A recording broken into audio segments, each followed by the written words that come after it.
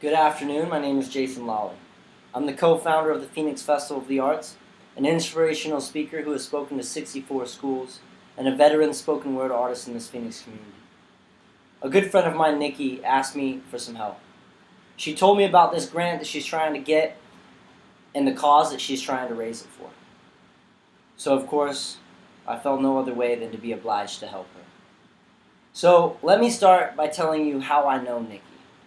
It started about 6 years ago in the spoken word community. I watched her share her light, her messages, and I watched her put on productions and have the work ethic and drive and passion to do what she loves to do. Now, as our relationship grew, I realized there was more depth to her. More than the artistic side, more than the creative side. And I realized that we weren't too far apart, and we had the drive to make a difference in our community. I found out that she volunteers for outreach with homeless and runaway teens. She works to mentor at-risk youth, and in this case, involving her Bliss program. She is the developer administrator of the now developed Bliss workshop at the MLK Youth Rally since 2012. She has worked professionally in crisis specialist suicide prevention, therapeutic work with youth with mental health, substance abuse, and trauma, histories including inpatient and outpatient treatment facilities. This woman has a background. She's worked hard with at-risk youth and people, adults. And she wants to make a difference in this community. So I just wanted to share with you first how I know Nikki G. The second question I was asked is, what do I think about her vision? I think it's noble. I think that it's needed. I think that there's a validation to it.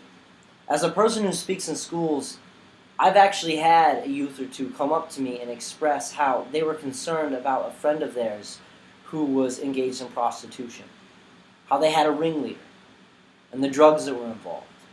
And I think that it is important to bring the awareness of this topic and to work in preventing these situations. I think it's important to work with these kids, one-on-one, to teach them how to heal, to give them alternative methods to deal with whatever issues are causing them to go down the path that they're going down, whether that be artistically, through workshops, but to help guide them down another path. The third question I was asked was, do I feel that Nikki has enough passion for the project to see it come to fruition? As somebody who's watched her put on some pretty large-scale productions, and the business mindset that she has, the work ethic, the drive, the passion, I don't even think that's within question.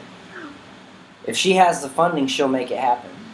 And she'll do everything in her power to do so by pooling her resources, her networks, and just good old-fashioned hard work. And the last question I was asked was, why should you feel like you should fund Project Bliss? I don't understand why that's even a question. Something that is going to create such good in our community.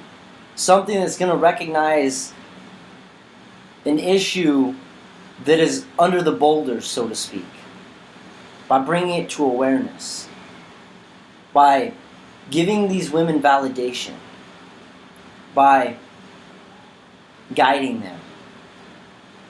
Sometimes all they need is a mentor. And if you are able to provide her the funding to do this, you can break the cycle.